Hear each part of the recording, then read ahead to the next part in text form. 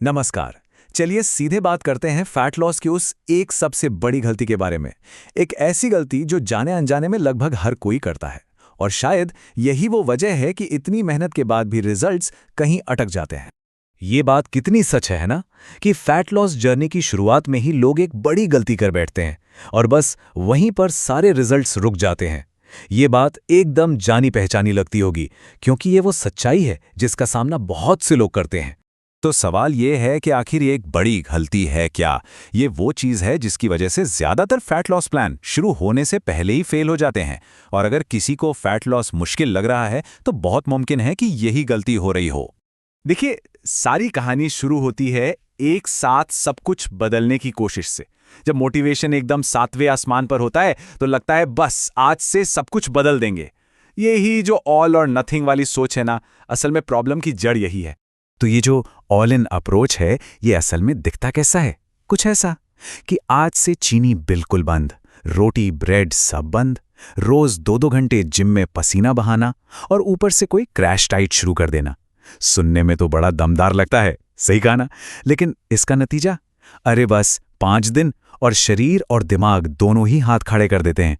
ये तरीका लंबे समय तक चल ही नहीं सकता। चलिए अब बात करते हैं असली विलेन की।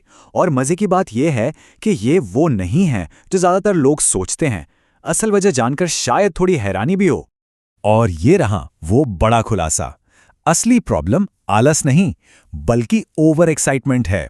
जी हां, वही शुरुआती जोश, वही जुनून अगर सही दिशा में ना लगाया जाए तो वो ही सबसे बड़ा दुश्मन बन जाता है। होता यह है कि हम इतने एक्साइटेड हो जाते हैं कि हम ऐसे लक्ष्य बना लेते हैं जिन्हें लंबे समय तक निभाना लगभग नामुमकिन होता है। तो फिर इसका हल क्या है? चलिए अब प्रॉब्लम से हटकर सॉल्यूशन की तरफ बढ़ते हैं। सस्टेनेबल फैट लॉस का असली सीक्रेट है धीमी शुरुआत, लंबा परिणाम। ये एक ऐसा तरीका है जो न सिर्फ काम करता है बल्कि हमेशा के लिए काम करता है।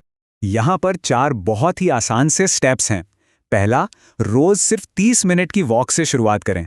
दूसरा, क्या खा रहे हैं इससे ज्यादा इस पर ध्यान दें कि कितना खा रहे हैं, मतलब पोर्शन कंट्रोल। तीसरा, अपने खाने में प्रोटीन का कोई ना कोई सोर्स जरूर शामिल करें।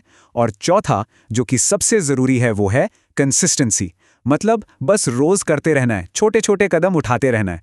इस एक लाइन को अपना नया मंत्र बना लीजिए।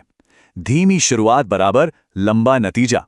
यही वो सोच है जो सब कुछ या कुछ नहीं वाली मानसिकता से बाहर निकालकर असल परिणाम दिलाएगी। तो इस पूरी चर्चा से सीखने वाली बात क्या है? सबसे जरूरी बात है अपने फोकस को शिफ्ट करना।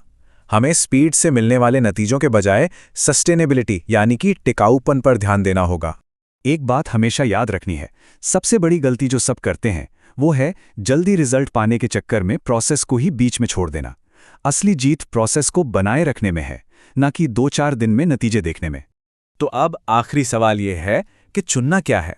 तेजी से मिलने वाले रिजल्ट्स जो कुछ ही दिनों में गायब हो जाएं, या फिर परमानेंट रिजल्ट्स जो हमेशा हमारे साथ रहें? फैसला हमें ही करना है।